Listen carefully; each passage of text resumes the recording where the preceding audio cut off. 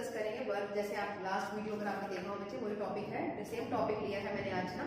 इसमें भी वही तो आपका है सब्जेक्ट वर्ब एग्रीमेंट, जो हम लास्ट डिस्कस कर रहे थे। हमने क्या थोड़ा किया था कि सब्जेक्ट एंड वर्ब एग्रीमेंट। अब सब्जेक्ट एंड वर्ब एग्रीमेंट से मतलब अगर मैं रिपीट थोड़ा सा रिव्यू दे दूं आपको, कि मैंने आपको इसमें एग्रीमेंट में आपको 3 टर्म्स एंड कंडीशंस बताई थी। फर्स्ट हमने बोला था कि क्या अगर होता है कि अगर आपके पास सब्जेक्ट सिंगुलर है तो वर्ब भी सिंगुलर आएगा, सब्जेक्ट अगर आपका पास प्लूरल है तो वर्ब भी आपका प्लूरल आएगा। सेकंड एग्रीमेंट के लिए आपने क्या बोला था कि सेकंड एग्रीमेंट में अगर आप, क्योंकि मेनली जो टॉपिक का नेम है वो है सब्जेक्ट एंड वर्ब एग्रीमेंट, तो सब्जेक्ट वर्ब एग्रीमेंट का मतलब है कहते हैं कि वर्ब को हमने क्या बोला सिंटैक्स या कॉन्कॉर्ड, और एग्रीमेंट आपको मालूम है तालमेल सब्जेक्ट का मतलब कर्ता के साथ। सेकंड हमने बोला कि अगर सब्जेक्ट जितने सेंटेंस में अगर सब्जेक्ट 2 है तो 2 ही वर्ब आएंगे, और सब्जेक्ट 1 है तो आपका 1 ही वर्ब आएगा। ठीक है। नेक्स्ट सेकंडली हमने क्या आपसे बोला था, कहते कि आप जब भी सेंटेंस में बच्चे कहते कि आप सेंटेंस को आप रीड करते हैं तो अगर सब्जेक्ट सिंगुलर फॉर्म में है तो प्लूरल भी आपका वर्ब भी आपका प्लूरल आएगा। दूसरा क्या होता है कहते कि अगर सब्जेक्ट आपका प्लूरल फॉर्म में है तो वर्ब भी आपका प्लूरल फॉर्म में आएगा। क्लियर। थर्ड हमने ये बोला कहते कि जब भी कई बार ऐसा होता है सेंटेंस में, हमें आपको पहले ये आइडेंटिफाई करना है कि सब्जेक्ट कौन सा है। मेनली फोकस क्या करते हैं कि सब्जेक्ट कौन है। अगर आपके पास आपको पता चल गया कि ये सब्जेक्ट है तो उसी के अकॉर्डिंग आप वर्ब को मूव करते चले जाते हैं। ठीक है ना। आज का सेशन स्टार्ट करते हैं। फर्स्ट का सेंटेंस देखिए, he is one of those man who hate and hates smoking. अब देखिए इसमें बच्चे मैंने आपको कहते कि 2 वर्ड्स दे रखे हैं, आपको वर्ब को सेंटेंस में अकॉर्डिंग उसको एडजस्ट करना है कि वर्ब कौन सा सही है और कौन सा गलत है। इट मींस एक इसमें रॉन्ग वर्ड है और एक आपका करेक्ट है, तो आपको करेक्ट चूज करना है। देखिए जैसे सेंटेंस को हम करते हैं, पहले तो आप इसको समझिए, ही इज वन ऑफ। अगर मैं आपसे कहूंगा कि रूल या पॉइंट की बात करें, ये ऑलरेडी हम डिस्कस कर चुके हैं, लेकिन फिर भी अभी सेंटेंस आया है तो मैं अगेन रिपीट कर देती हूँ कि रूल क्या कहता है, कहते हैं अगर किसी सेंटेंस में अगर आपके पास सेंटेंस आपका ही इज से या शी इज से स्टार्ट है, ठीक है, और उसके साथ आपका क्या लगा हुआ है वन ऑफ, क्या हुआ है वन ऑफ। अगर आपने सेंटेंस या ऐसे समझ लीजिए कि अगर आपका सब्जेक्ट जो है वन ऑफ से पहले ही इज या शी इज को कैरी कर रहा है और उसके बाद आपके पास जो नाउन आ रहा है, ठीक है, नाउन जो आता है वो अगर प्लूरल फॉर्म में है, ठीक है, नाउन कैसा बच्चे कैसे फॉर्म में, अगर प्लूरल फॉर्म में है तो हमेशा जो वर्ब आएगा वो भी कैसा आएगा आपके पास, किसके अकॉर्डिंग आएगा, तो हमें अगर मैं आपसे कहूं तो यानी कि प्लूरल आएगा। अब देखिए अगर मैं सेंटेंस को हम यहाँ चेक कर लेते हैं, आप देखो तो हम यहाँ पे मैं लिख भी देती हूँ कि वर्ब कैसा आएगा आपके पास प्लूरल फॉर्म में आएगा। क्लियर है। ये तो बात थी बच्चे रूल एंड एग्रीमेंट के अकॉर्डिंग। देखिए पहले जैसे मैं आपसे कह रही हूँ, आप देखो वन ऑफ से पहले आपका क्या लगा हुआ, ही इज लगा हुआ, ये तो मैंने आपसे बोला, या ही इज या शी इज का यूज होगा वन ऑफ से पहले।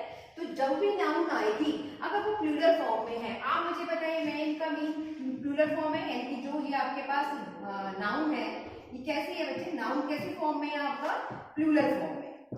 क्लियर है इतनी बात। मैंने इसको शॉर्ट फॉर्म में PLU लिख दिया, प्लूरल फॉर्म में है, और उसके बाद जो वर्ब कैरी होगा यानी कि मिस्टेक प्लूरल वर्ब, तो जो वर्ब लेगा वो भी कैसा लेगा आपके पास प्लूरल में लेगा, यानी कि हेट लेगा, हेट्स नहीं लेगा। हेट आपको मालूम है वो कैसे होती है, सिंगुलर फॉर्म में होती है। क्लियर है इतनी बात। दूसरा आप उसे टेक्निकली ऐसे भी समझिए कि मैं ऑलरेडी आपको प्रोनाउन चैप्टर में समझा चुकी हूँ, रिलेटिव प्रोनाउन, ठीक है ना। आप देखिए जरा सेंटेंस को हम क्या समझते हैं, हु क्या है बच्चे, हु आपके पास क्या है रिलेटिव प्रोनाउन, क्या है रिलेटिव प्रोनाउन है। और एक्चुअली आपको मैंने एक चीज और बताई थी कि जब भी आपके सेंटेंस में अगर हु रिलेटिव प्रोनाउन अगर यूज हो रहा है तो उससे पहले आप ये हु किसके लिए काम कर रहा है, हु अपने से पहले आने वाले किसी भी सिंगल नाउन या प्रोनाउन के लिए आइडेंटिफाई करता है। यानी कि जो रिलेटिव प्रोनाउन का काम क्या होता है, क्या वर्किंग है रिलेटिव प्रोनाउन की, रिलेटिव प्रोनाउन क्या करता है अपने से पहले किसी नाउन या प्रोनाउन को आइडेंटिफाई करता है। अब अपने से पहले किसी नाउन या प्रोनाउन, ये क्या है प्रोनाउन की नाउन है, इसको आइडेंटिफाई कर रहा है, तो ये क्या है इसके लिए एंटीसीडेंट। क्लियर है इतनी बात, क्या है ये एंटीसीडेंट है। तो जो भी आपके पास रिलेटिव प्रोनाउन से पहले जो भी आपका नाउन या प्रोनाउन या वर्ड लगा हुआ होगा वो किसका काम करता है, एंटीसीडेंट बनने का काम करता है। अब मुझे बताइए यहाँ पे एंटीसीडेंट किसका क्या बन रहा है, मैन यानी कि प्लूरल फॉर्म में, तो प्लूरल फॉर्म के साथ तो हमेशा आपके पास क्या आ जाएगी, वर्ब भी प्लूरल आएगी। क्लियर। इसे ऐसे टेक्निकली समझ लीजिए, चाहे आप इस तरीके से समझो जैसे मैंने आपको बताया रूल के अकॉर्डिंग। सेकंड पॉइंट देखिए बच्चे, my guardian and my father want to me go and goes to the USA. अब यहाँ पे एक सेंटेंस आया, मैं इसको आपको कि जब भी सेंटेंस में अगर किसी एंड कंजंक्शन से या किसी भी कंजंक्शन से दो नाउन, ठीक है ना, आप मुझे बताओ एक गार्जियन नाउन है और एक फादर नाउन है, अगर वो किसी पॉजिटिव प्रनाउन से जुड़े हुए हैं, ठीक है ना, अगर कोई दो नाउन आपके, एक गार्जियन और एक फादर, दो नाउन किसी आपके पॉजिटिव प्रनाउन से जुड़े हुए हैं, ऐड है, किसके थ्रू ऐड होंगे, किसी कंजंक्शन से ऐड होंगे, तो यहाँ पे कंजंक्शन का काम कौन कर रहा है, ऐड कर रहा है, तो उसके साथ वो हमेशा क्या यूज होगा आपके पास, जब भी आएगी प्लूरल फॉर्म आएगी। क्लियर है की बात? क्यों? क्योंकि यहाँ पे माई गार्जियन एक सिंगुलर पर्सन हो गया और माई फादर एक अलग पर्सन हो गया, तो मी टू यहाँ पे क्या आ जाएगा, गो, ना कि गोज टू द, ठीक है ना। गोज क्या होता है आपका सिंगुलर फॉर्म है, और यहाँ पे ये क्या आ गया आपके पास, कैसी फॉर्म हो गई, वर्ब आपका नाउन कैसा हो गया, प्लूरल होगा, और अपने साथ हमेशा वर्ब कैसा लेगा, प्लूरल लेगा। क्लियर है की बात? दूसरा, आप यहाँ दूसरे इस वाले सेंटेंस में आओ, अब आप मुझे आप बताइए थर्ड वाले की बात करें, the philosopher and politicians doctor Radha Krishnan is all dead. बच्चे इसके लिए समझो, मैं ऑलरेडी ये वाला सेंटेंस जो है इस तरीके के आपको सेंटेंस मैं नाउन वाले चैप्टर में करा चुकी हूँ, यानी कि जब नाउन का हमने वीडियो अपलोड किया था उसमें भी मैंने बहुत अच्छी तरह से समझाया था कि किसी भी नाउन से पहले अगर कोई आर्टिकल लगा हुआ होता है, ठीक है, आप देखिए एक ये नाउन है और एक ये नाउन है, अगर किसी भी पर्टिकुलर और दो एंड से जुड़ा हुआ है, यानी कि दो नाउन को आइडेंटिफाई कर रहा है, एक तो फिलोसोफर और एक पॉलिटिशियंस, तो कंजंक्शन से ऐड कर रखा है, कभी भी दो नाउन्स को अगर आप कंजंक्शन से ऐड कर रहे हैं और एक ही आर्टिकल यूज हो रहा है, अब आप मुझे बताइए द आर्टिकल इसके लिए भी काम कर रहा है और इसके लिए भी काम कर रहा है। अगर यहाँ पे जो आर्टिकल, अगर आप एक सिंगल आर्टिकल किसी भी एक पर्टिकुलर नाउन के साथ आपने अगर अटैच किया हुआ है, तो इसका मतलब वो एक ही पर्सन है, उसके अंदर दो क्वालिटी है। क्या क्या क्वालिटी है? एक तो फिलोसोफर है और दूसरा वो पॉलिटिशियंस है, ठीक है ना। अगर सपोज कीजिए मैं यहाँ पे द और लगा देती, तो it means the philosopher the politician, यानी कि दोनों नाउन से पहले एक सेपरेट आर्टिकल लगा हुआ, तो इट मीन्स ये दो पर्सन की बात कर रहा है, फिलोसोफर कोई अलग होगा और पॉलिटिशियन कोई अलग होगा। लेकिन अगर एक ही आर्टिकल आप यूज कर रहे हैं दो नाउन से पहले, तो इट मीन्स उसके अंदर एक, मतलब किसी एक सिंगल पर्सन के लिए बात हो रही है। तो डॉक्टर राधा कृष्णन के लिए बात हो रही है, उनके अंदर ये दो क्वालिटीज हैं, एक फिलोसोफर और एक आपके पॉलिटिशियंस के लिए। तो सिंगल पर्सन की बात हो रही है, तो सिंगल पर्सन अपने साथ विस्टेड सिंगल नाउन, तो आपके पास जब आप सिंगल वर्ब, तो यहाँ पे जब आप सिंगल पर्सन की बात हो रही है तो आपका इट्स टेक सिंगुलर वर्ब। अब आप बताइए कौन सा आ जाएगा, इज आ जाएगा, ना कि आपका आ जाएगा। क्लियर है इतनी बात? नेक्स्ट सेंटेंस में आइए, जब बच्चे फोर्थ वाले सेंटेंस में लिखा, the committee has taken a, क्या लिखा हुआ है, अमिनियस, यानी कि यूनियनियस आपका डिसीजन। अब आप ऐसे समझो कि अगर मैं बात करती हूँ कि आपके पास यूनियस का मतलब क्या होता है, पहले तो आप ये समझ लो, यूनियस का मतलब होता है एक मत, ठीक है। यूनियस का मतलब क्या होता है, यूनानिमस का मतलब होता है आपके पास एक मत। अब यहाँ पे मैंने क्या बोला कि आपका पास क्या कमेटी क्या कह रही है, यहाँ पे किस तरीके की कमेटी है, यानी कि सिंगल है। यहाँ कमेटी आपका पास है तो एक तरह से कलेक्टिव नाउन है, लेकिन किसके लिए यूज हो रही है, आपके सिंगुलर के लिए यूज हो रही है। तो हम यहाँ पे क्या यूज करेंगे, देखिए बच्चे, अगर मैं आपसे अभी बोला मैंने कलेक्टिव नाउन है और करेक्टिव नाउन है, लेकिन किसके लिए, किस तरीके से उसका बिहेवियर यानी इसका फंक्शन अगर मैं बात करूं तो उसकी फंक्शन कैसा होता है, सिंगुलर होता है। तो has taken a unanimous decision, अब यहाँ पे क्या हुआ, एक मत होकर डिसीजन लिया है। ऐसे वाले सेंटेंसेस में जहाँ पे कलेक्टिव नाउन का हम यूज करते हैं, वहां पे सेंटेंस का हम मीनिंग देखते हैं, उसी के अकॉर्डिंग आपकी वर्ब यूज होती है। अब आप मुझे बताइए, यहाँ पे एक मत होकर बात कर रहा है, तो सीधी सी बात है, जब एक मत की बात होगी तो सिंगल की बात होगी, तो सिंगल में आप क्या यूज करेंगे, हैज करेंगे, हैव नहीं करेंगे। सपोज कीजिए मैं यहाँ पे आपसे ये कह देती हूँ, मान लीजिए इतने सेंटेंस को मैं रफ कर देती हूँ और मैं आपसे कहती हूँ कि अगर आपके पास कुछ सेंटेंस इस तरीके से दिया होगा, द जूरी तो जानते हैं, जूरी मेंबर जो होते हैं, ठीक है, वर्ब, यहां पे मैंने लिखा divided in giving the verdict, ठीक है। अब आप मुझे बताइए अगर ऐसा सेंटेंस होता, ठीक है ना, अब यहाँ पे वर्डिक्ट का मतलब होता है निर्णय, ठीक है ना।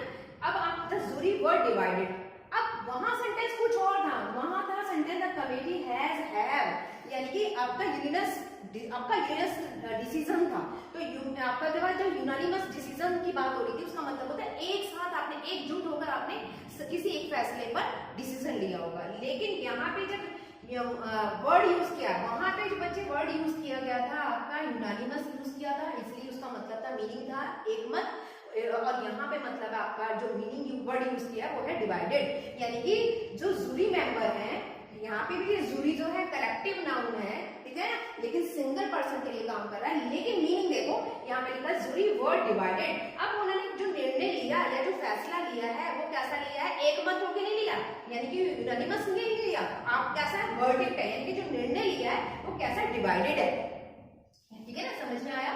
तो वहां पे आपका पास जो मीनिंग बैठ रहा था आपका, वो बैठ रहा था कि आपका ऑल ओवर जो था डिसीजन था वो एक मत था, एकजुट होकर आपने डिसीजन लिया, इसीलिए वहां पे वर्ड जो यूज लिखा हुआ था वो लिखा था यूनानिमस।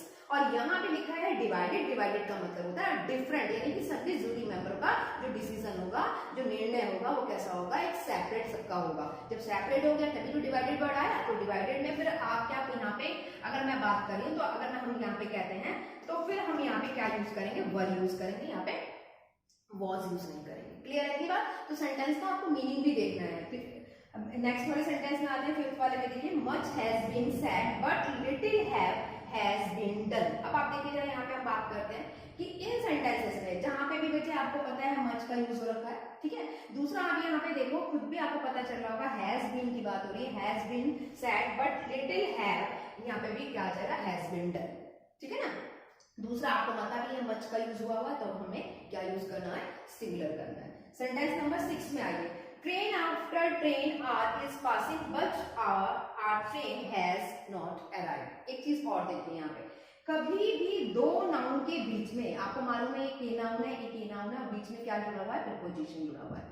कभी दो नाउन अगर एक सिंगल प्रीपोजिशन से ऐड है, ठीक है ना, आप ऐसे समझो, अगर हमें किसी प्रीपोजिशन से पहले अगर आपने नाउन यूज किया हुआ है और उसी सेम नाउन का रिपीटेशन है, जैसे मैं यहाँ पे बोल सकती थी आपका रो आफ्टर रो, ठीक है ना, तो रो भी आपकी सेम नाउन, और अगर अगेन प्रीपोजिशन के बाद जो यूज करें वो भी सेम नाउन। यहाँ देखिए आफ्टर, यहाँ पे मैंने लिखा ट्रेन आफ्टर ट्रेन, तो सिंगुलर आपका सेम नाउन यूज हुआ है, तो जब कभी आपके पास इस तरीके का नाउन यूज होता है तो वो सिंगल मीनिंग देता है, ठीक है ना। ऐसा नहीं है कि दो बार नाउन यूज कर दे तो आप सोचे प्लूरल मीनिंग देता है। अगर प्रीपोजिशन से पहले अगर आपका जो नाउन ऐड है अगेन वो सेम आपका रिपीटेशन हो रहा है उसी नाउन का, तो वो सिंगल मीनिंग देगा।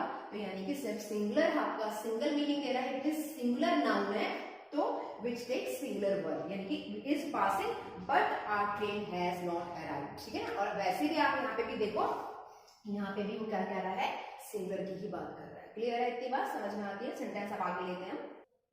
देखिए बच्चे दो सेंटेंसेस मैंने और लिखे हैं, इन दो सेंटेंसेस को करने के लिए पहले यहाँ पे रूल समझिए, ठीक है ना, चाहे रिमेंबर पॉइंट समझिए, मैं हर बार आपको बोलती हूँ, चाहे आप रिमेंबर पॉइंट समझो या इसको रूल, ठीक है ना। अब मैं आप यहाँ पे ये देखिए बच्चे, ये मैंने क्यों लिखा है, क्योंकि मोस्टली आपका जो एरर आता है, ठीक है ना, वो आपका प्रीपोजिशन से रिलेटेड ज्यादा आते हैं, ठीक है ना।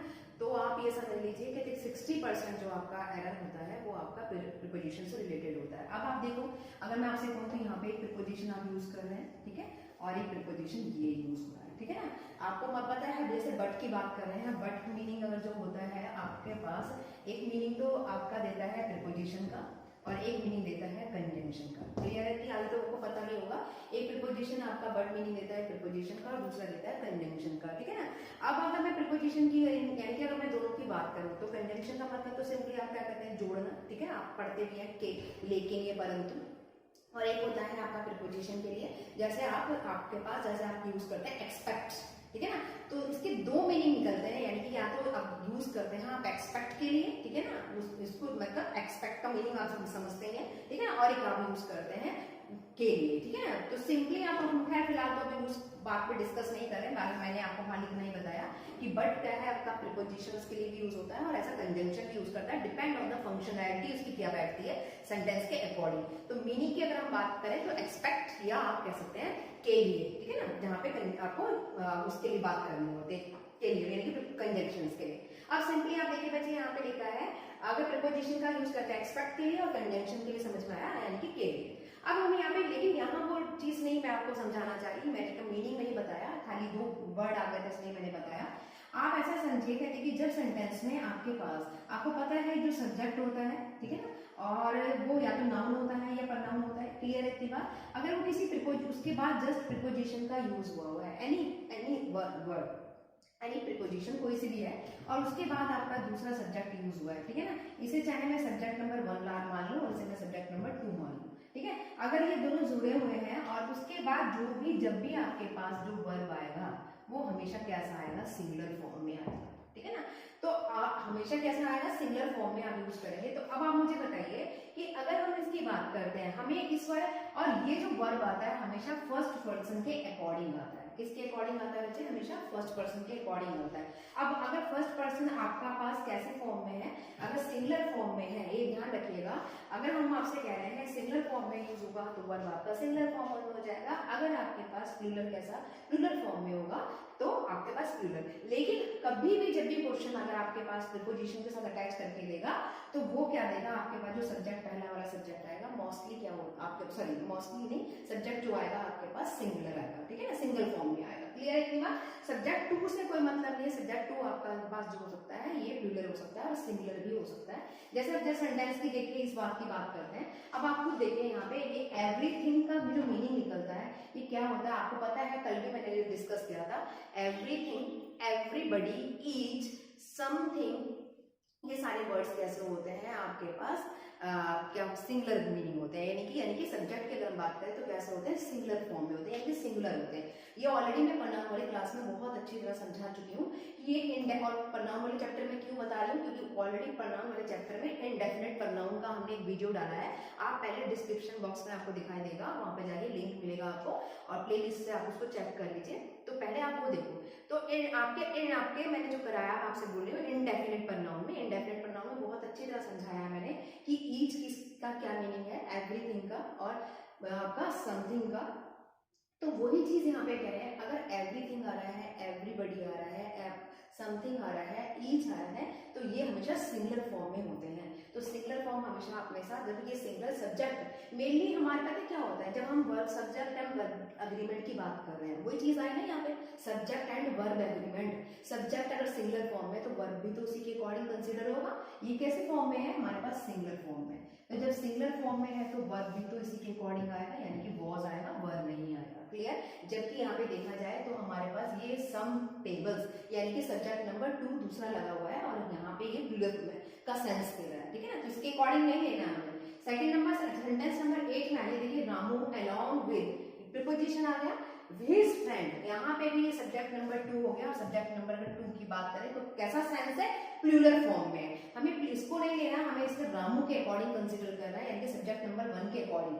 सब्जेक्ट नंबर 1 बच्चे हमारा कैसा है, सिंगुलर फॉर्म में है, तो इसी के अकॉर्डिंग हमारी वर्ब आएगी, तो हमारे पास क्या हो जाएगा, सही हमारा इज करेक्ट हो जाएगा। अब कुछ सेंटेंसेस में वो लेती हूँ जिसमें आपको क्या करना है, एरर डिटेक्ट करनी है, ठीक है ना। अभी ये तो हमने करेक्ट एंड रॉन्ग वाले चूज करे थे, वन वर्ड चूज करना था, जो आपका सही था वो आपको उसमें से चूज करना था। अब हम लेते हैं एरर डिटेक्ट। देखिए बच्चे कुछ सेंटेंसेस लिए एरर डिटेक्ट करेंगे इसमें। फर्स्ट सेंटेंस देखिए, while the actress wins fans with her on screen fireworks off screen, it's her down to earth attitude and easy going manner that wins her friends, ठीक है। अब अच्छा मुझे देखिए, अगर मैं सब्जेक्ट की बात करूँ, आप देखो यहाँ से लेकर यहाँ तक अगर बात करें तो यहाँ तक तो कोई प्रॉब्लम नहीं है, कोई मिस्टेक नहीं है। नेक्स्ट वाले में आते हैं बी पार्ट में, हर ऑन स्क्रीन फायरवर्क्स, हर यानी कि ऑन स्क्रीन फायरवर्क्स, यहाँ पे भी ऑफ स्क्रीन ये भी नहीं है, इट्स हर, ये भी ठीक है। अब देखिए जरा यहाँ पे आप देखो, अगर मैं बात करती हूँ तो यहाँ पे दैट वर्ड आ रहा है, ठीक है ना। दैट वर्ड क्या है, रिलेटिव प्रोनाउन है। क्लियर है इतनी बात। और रिलेटिव प्रोनाउन से पहले क्या, रिलेटिव प्रोनाउन क्या, जैसे हमने आपको अभी बताया था, ठीक है ना, जैसे वो क्या होता है आपका रिलेटिव प्रोनाउन है। क्लियर है इतनी बात। ऐसे यहाँ पे दैट भी क्या है, आपका रिलेटिव प्रोनाउन है। तो इससे पहले आप मुझे बताइए, यहाँ पे एक वर्ड यूज हो रहा है, down to earth attitude and easy going manner, ठीक है ना। तो यहाँ पे attitude and easy going manner की बात हो रही है, तो यानी कि कैसी बात होगी, कंजंक्शन से जुड़ा हुआ है, दो क्वालिटी है, एक तो एटीट्यूड है और एक है इजी गोइंग मैनर, ठीक है। जब आपकी वर्ब आपकी एटीट्यूड प्लस मैनर को आइडेंटिफाई करते हैं तो इट मींस कैसी वर्ब है, वो कैसा सब्जेक्ट हो गया, दो। तो सिंपल सी बात है, आप ये देखो, down to earth attitude and easy going manner, तो यहाँ पे ये दो नाउन्स को आइडेंटिफाई कर रही है, attitude and easy going manner. Clear है इतनी बात। तो यहाँ पे आपके पास क्या आ जाएगा, यानी कैसी फॉर्म हो गई आपके, आप यहाँ पे ये देखो तो easy attitude and easy going manner हो गया आपके पास प्लूरल फॉर्म। और जब प्लूरल फॉर्म में आ जाएगा तो आपके पास यहाँ पे क्या आ जाएगा, आपके पास प्लूरल आएगा और ये सिंगुलर लगा हुआ है यानी कि एस नहीं आएगा, क्या आ जाएगा विल। क्लियर। नेक्स्ट आगे सेंटेंस नंबर 2 में देखिए, द जर्नलिस्ट अलोंग विद, अभी हमने पीछे डिस्कस भी किया था, आज की सेशन में मैंने डिस्कस किया कि अगर आपके पास प्रीपोजिशन से पहले अगर नाउन लगा हुआ है और प्रीपोजिशन के बाद भी अगर आप नाउन लगा रहे हैं बच्चे, तो हमेशा नाउन जो आपका जो वर्ब होगा वो फर्स्ट सब्जेक्ट के अकॉर्डिंग कंसीडर होता है। अगर वो सिंगुलर फॉर्म में है तो सिंगुलर, अगर प्लूरल फॉर्म में है तो प्लूरल। अब आप मुझे बताइए सब्जेक्ट में भी अगर मैं बात करती हूँ तो एक नाउन तो ये हो गया, क्योंकि आपको पता है सब्जेक्ट या तो नाउन होता है या प्रनाउन होता है, तो यानी कि ये कैसा हो गया आपके पास S1। ठीक है, क्या होता है यानी कि नाउन, सब्जेक्ट क्या होता है, नाउन या प्रनाउन, तो ये नाउन ही तो हो गए। अब आते हैं अलोंग विद, ये आपके पास क्या होगी बच्चे, प्रीपोजिशन हो गई। अब दूसरा देखिए आप यहाँ पे कैमरा यानी कि सब्जेक्ट नंबर 2। क्लियर है इतनी बात। अब लिखा है यहाँ पे क्रू वर्क, आप देखो यहाँ पे अगर मैं बात कर रही हूँ द कैमरा यानी the journalist along with the camera crew. अब आप मुझे बताइए अगर यहाँ पे मैं बात करी, यहाँ पे अगर हम क्रू की बात करते हैं यानी कि ये पूरा का पूरा भी आपके पास कैसा होगा, सब्जेक्ट नंबर 2 हो गया। क्रू जानते हैं ना, क्रू का मतलब होता है दल। ठीक है, तो journalist along with the camera crew, अब क्या आ गया यानी कि किसके अकॉर्डिंग यूज लगेगी, जर्नल यानी कि सिंगुलर फॉर्म में तो सिंगुलर के अकॉर्डिंग आपके पास वर्ब लगेगा, तो यहाँ पे क्या लग रहा है वर्ब, और हम आपको क्या यूज करना है, वॉज का यूज करना है। ठीक है ना, आप ये सोच रहे होंगे कि यहाँ पे क्रू लगा है, दल लगा है, इट मींस आपके पास कैसे होंगे, कलेक्टिव नाउन होगा, कलेक्टिव नाउन के अकॉर्डिंग वर्ब लगाएंगे नहीं, यानी कि सब्जेक्ट 1 के अकॉर्डिंग लगाएंगे। सब्जेक्ट 1 आपका सिंगुलर फॉर्म में है तो हमने वहां पे क्या किया, वॉज। ठीक है, सेंटेंस नंबर आप नेक्स्ट में आ जाइए, थर्ड वाले में, 9/10 of the pillar of wrote it away. अब देखिए जरा यहाँ पर, आप मुझे बताइए, कहते कि पहले मैं बात करती हूँ, ऑफ यहाँ पर आ रहा है यानी प्रीपोजिशन है, प्रीपोजिशन से पहले, और दूसरा आपके पास यहाँ पे जो सब्जेक्ट लग रहा है बच्चे, एक चीज ध्यान दीजिएगा, कैसे फॉर्म में, यानी कि ये जो सब्जेक्ट है कैसे फॉर्म में, न्यूमरल फॉर्म में। ठीक है, कैसे फॉर्म में, न्यूमरल फॉर्म में है। दूसरा क्या है कि अगर आप एक पॉइंट आप देखिए, हम डिस्कस कर लेते हैं कि जब कभी आपके पास सब्जेक्ट जो आपका यूज होता है कैसी फॉर्म में हो, न्यूमरल फॉर्म में हो, आप देखो यहाँ पे कैसा है, 9/10 की बात हो रही है, तो उसके आप वह जो है अगर नाउन जो आती है ये कैसी नाउन होगी, काउंटेबल नाउन। अगर आपके पास काउंटेबल नाउन आती है, ठीक है ना, काउंटेबल नाउन जानते हैं, काउंटेबल नाउन कौन से होते हैं, जो काउंट करी जा सके, तो हमेशा उनके साथ जो वर्ब आता है वो प्लूरल फॉर्म में आता है। क्लियर है, एक बार दोबारा रिपीट करती हूँ, अगर आपके पास सब्जेक्ट कैसा है, आपके पास कैसे फॉर्म में आ जाए, अगर सब्जेक्ट काउंटेबल यानी कि जो नाउन यूज हो रखी है, जो नाउन आप लगा रहे हैं वो कैसी फॉर्म में हो, अगर काउंटेबल हो तो उसके साथ जो वर्ब यूज होती है वो हमेशा कैसी फॉर्म में होती है, प्लूरल फॉर्म में होती है। लेकिन अगर आपके पास नाउन काउंटेबल नहीं होती, क्वांटिटी में होती है, यानी कि जिसको आप काउंट नहीं कर सके बल्कि उसका मेजरमेंट कर सके या मेजर कर सके, नाप कर सके, तोल कर सके, वेट कर सके, तो वहां पर हमेशा आपकी जो वर्ब होता है वो सिंगुलर होता है। अब आप मुझे बताइए, अगर मैं यहाँ पे 9 इसको छोड़ भी दूं, अगर मैं इसको नहीं भी कंसीडर करती, आप मुझे बताइए यहाँ पे पिलर यूज हो रहा है, ठीक है ना, तो 9/10 की ये तो आपको पता चली गई, तो मैंने बताया गया कहते कि आपके पास यहाँ पे क्या कह रहा है कि 9/10 की बात, यानी कि आप अगर मैं इसकी नाउन की बात करूं तो कैसे फॉर्म होगी, न्यूमरल फॉर्म में होगी। क्लियर है इतनी बात। और ये भी मैंने आपसे बोला कहते कि अगर काउंटेबल नाउन आ जाए तो क्या यूज करते हैं आप, प्लूरल फॉर्म यूज करते हैं। लेकिन अगर आपके पास ऐसी नाउन आ जाए जहां पे आपको क्या करना है, वेट करना है, या आपको क्या करना होता है, नाप तोल करने वाली बात आ जाए, वेट या मेजर करने वाली बात आ जाए, तो वहां पे आप हमेशा सिंगुलर लगाते हैं। अब यहाँ पे पिलर की बात हो रही है तो आप क्या करेंगे, इसका नाप लेंगे, ठीक है ना, पिलर का अगर आप लेंगे तो आप क्या करेंगे, मेजर करेंगे, नाप तोल लेंगे, तो वहां पे आपको क्या लगाना है, सिंगुलर, यानी कि हैज आएगा, यहाँ पे हैव नहीं आएगा। ठीक है, नेक्स्ट सेंटेंस लेते हैं बच्चे, देखिए 3 सेंटेंसेस और बोर्ड पे मैंने लिखे हैं। अगर 4 सेंटेंस की डिस्कस करते हैं, 4 सेंटेंस में क्या है, देखिए इसमें लिखा है some genuine issues exist with the newly adopt system and needs to be examined seriously। 2016 का क्वेश्चन है एसएससी का, बच्चे आप देखिए यहाँ पे लिखा है सम जेन्युइन इश्यूज आ रहा है यहाँ पर, ठीक है ना। अगर मैं आप यहाँ पे खुद ही पता चल गया होगा, अगर मैं यहाँ पे बात कर रही हूँ, यानी कि अगर मैं वर्ब की बात करती हूँ, क्या लिखा है, सम जेन्युइन इश्यूज, यानी कि वर्ब कौन सी है बच्चे, ये है। वर्ब का अगर मैं बात करती हूँ तो इसी के अकॉर्डिंग आएगा ना, यहाँ पे जो ये दूसरा जो आ रहा है सिस्टम एंड नीड्स, जब यहाँ पे आपके पास कैसे फॉर्म में यूज कर रखा है, प्लूरल फॉर्म में है, तो यहाँ पे भी तो प्लूरल फॉर्म में आएगा, तो यहाँ पे नीड्स नहीं आएगा, क्या आ जाएगा नीड, यानी कि एरर कौन से पार्ट में हो गई, सी में, ठीक है ना। इश्यूज के अकॉर्डिंग आप यहाँ पे वाली वर्ब भी तो यूज करेंगे, ठीक है ना। नेक्स्ट सेंटेंस में सेंटेंस नंबर 5 की बात करते हैं। The whole block of flats including two shop was destroyed in fire. अगर देखिए बेटे सेंटेंस में हम चेक करते हैं कि कहाँ मिस्टेक है, द होल ब्लॉक का सब्जेक्ट सही है, प्रीपोजिशन ये भी सही है, उसके बाद फ्लैट्स क्लियर है, इंक्लूडिंग टू शॉप, इन दो शॉप्स को इंक्लूड करा रहा है, ठीक है। लेकिन बात एक ही की बात कर रहा है, यानी वॉज डिस्ट्रॉयड इन फायर, यानी कि यहाँ पे जो वॉज का यूज हो रहा है किसके लिए यूज हो रहा है, होल ब्लॉक के लिए, ठीक है ना। तो वो तो आपके पास होल ब्लॉक है, तो आपका करेक्टिव नाउन में यानी सिंगल के लिए काम कर रहा है, वो बहुत सही है, डिस्ट्रॉयड इन फायर, यानी कि सेंटेंस में कोई एरर नहीं है, ये सेंटेंस आपका बिल्कुल सही है।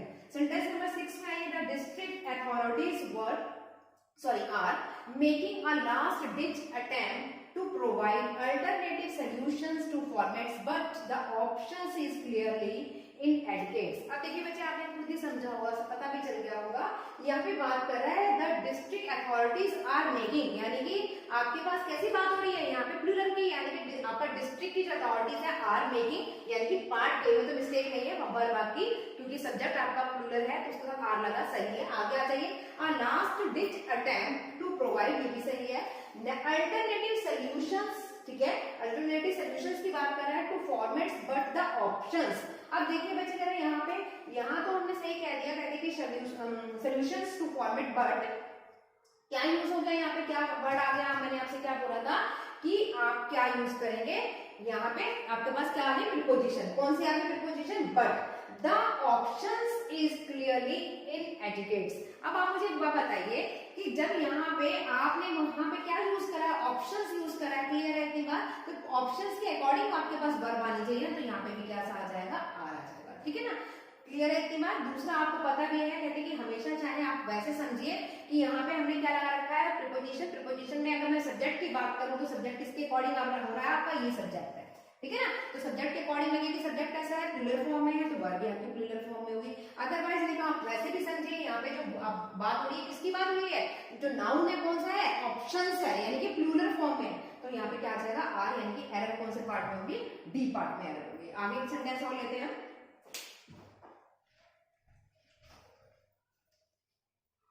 ठीक है बच्चे, बोर्ड पे मैंने 4 सेंटेंसेस और लिखे हैं, ये सारे के सारे सेंटेंसेस आपके टीजीटी के हैं, ठीक है। आप फर्स्ट अगर मैं सेंटेंस नंबर 7 की बात करूं, टीजीटी 2010 का है, नेक्स्ट अगेन आपका 2004 का है, अगेन आपका जो नेक्स्ट है वो आपका 2009 का है, नेक्स्ट आपका 2009 का है। अब देखिए बच्चे, फर्स्ट सेंटेंस नंबर 7 की बात करते हैं। इसमें लिखा था father as well as the sons were involve in the murder. अब आप बच्चे एक चीज और ध्यान देखिएगा, इसके साथ मैं आपको एक पॉइंट और बताती हूँ कि कभी भी सब्जेक्ट अगर आपका एज वेल एज से जुड़ा हुआ है, कभी भी सब्जेक्ट आपका एज वेल एज से जुड़ा है, तो हमेशा जो वर्ब आएगी वो सब्जेक्ट के अकॉर्डिंग आएगी, ठीक है ना, पहले सब्जेक्ट के अकॉर्डिंग आएगी, ठीक है ना। अगर सेंटेंस हमारा सब्जेक्ट जो है एज वेल एज से, आप मुझे बताइए यहाँ पे सब्जेक्ट किसका है, क्या कौन सा सब्जेक्ट है, क्या है, फादर है, ठीक है ना। तो आपका सब्जेक्ट कौन सा है, आपका फादर, यानी कि S1 की मैं बात करूं तो क्या है, फादर है, तो इसके अकॉर्डिंग वर्ब आएगा आपके पास, तो वर्ब हमेशा आपके क्या आता है, वॉज के आता है। क्लियर है इतनी बात। दूसरी बात, आप एक चीज और देखिए, जहां पे भी एज वेल एज की बात आएगी वहां पे हमेशा सब्जेक्ट आपका सिंगल फॉर्म में ही देगा, यानी कि सेंटेंस का कुछ इस तरीके का फॉर्मेट होता है कि आप एक चीज नोट करिएगा कि क्या क्या की बात कर रही हूँ, यानी कि मैं इसकी बात करूं, या तो वो एज वेल एज देगा, ठीक है ना, या देगा मोर देन, लेस देन। अगर ये वर्ड्स आते हैं, कहने का मतलब अगर सब्जेक्ट के साथ अगर ये वर्ड अटैच है, क्या अटैच है सब्जेक्ट के साथ, as well as, more than, less than, like, unlike, expect, including, excluding, etcetera. अगर ये वर्ड बच्चे अटैच है, ठीक है ना, as well as, more than, less than, like, unlike, expect, including, आपका एक्सक्लूडेड, एक्स्ट्रा, ये वर्ड अगर अटैच है तो हमेशा जो सब्जेक्ट होगा वो आपका मोस्टली क्या से देगा, सिंगल फॉर्म में देगा। अदरवाइज आप अगर आपको हमेशा क्या करेंगे, उस सब्जेक्ट के अकॉर्डिंग, हमें दूसरे सब्जेक्ट से लेना देना नहीं है, जबकि यहाँ पे दूसरा सब्जेक्ट भी है, ठीक है ना।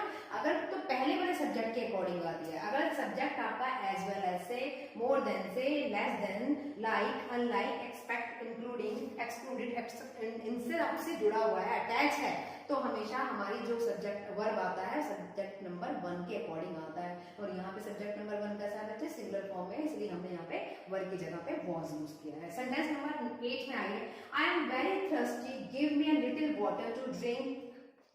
सेंटेंस में अगर आपको खुद ही पता चला होगा।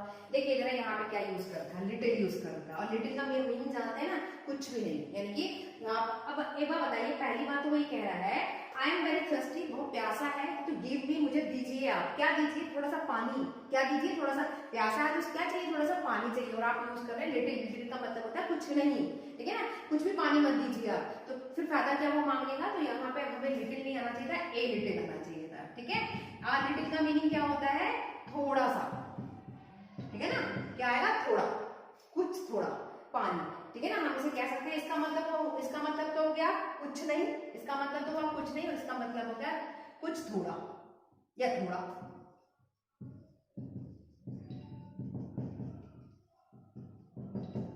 ठीक है, क्लियर है, इतनी बात समझ में आया। तो यहाँ पे अगर मैं बात करूं तो क्या यूज आना चाहिए था, हमारा अ लिटिल यूज होना चाहिए था, लिटिल नहीं। सेंटेंस नंबर 9 में ये बच्चे, अगर बहुत राम एंड श्याम, देखते हैं जरा क्या मिस्टेक है कोई। पहली बात तो यहाँ पे बहुत लगा दिया, ठीक है, जब बहुत की बात हो रही है, यानी कि दोनों। आपको याद होगा कि हम जब प्रनाउन का मैंने आपको चैप्टर कराया था, जब प्रनाउन की क्लास कराई थी, तो मैं आपसे बार बार बोल रही हूँ, पहले आप हमारा पहले वाला वीडियो देखें, ताकि तभी हमारा आप लास्ट तक के सारे कंसेप्ट बच्चे समझ पाएंगे। हर टॉपिक एक दूसरे से रिलेट है। जब तक आप प्रीवियस वीडियो नहीं देखेंगे, आपको कंटेंट, आपको मतलब आपके कंसेप्ट आपको क्लियर नहीं हो पाएंगे। उसमें मैंने आपको बताया था, बहुत का मतलब होता है, अगर न्यूरल्स के अकॉर्डिंग हम कंसिडर करें, बहुत का मतलब होता है ऑल, यानी कि टू, यानी कि अगर मैं न्यूरल की बात करूं, जैसे मैंने उसमें आपको बताया था नन का क्या मतलब होता है, एनी का क्या मतलब होता है, सेम उसी तरीके से बहुत की बात हुई है, दो में से दो, ठीक है ना। बहुत का क्या मतलब है, दो में से दो, यानी कि बहुत, राम एंड श्याम, यानी कि दोनों की बात हो गई। वर्ब नॉट प्रेजेंट, यानी कि यहाँ पे जो वर्ब आ रहा है वो बिल्कुल सही है, ठीक है ना, राम एंड श्याम दोनों की बात होगी, बहुत भी लगा दिया, राम एंड श्याम, यानी कि दोनों, दो में से दो बात होती है। न्यूरल की मैंने समझा रखा है अच्छी तरह से, प्रनाउन की आप वीडियो देखिएगा।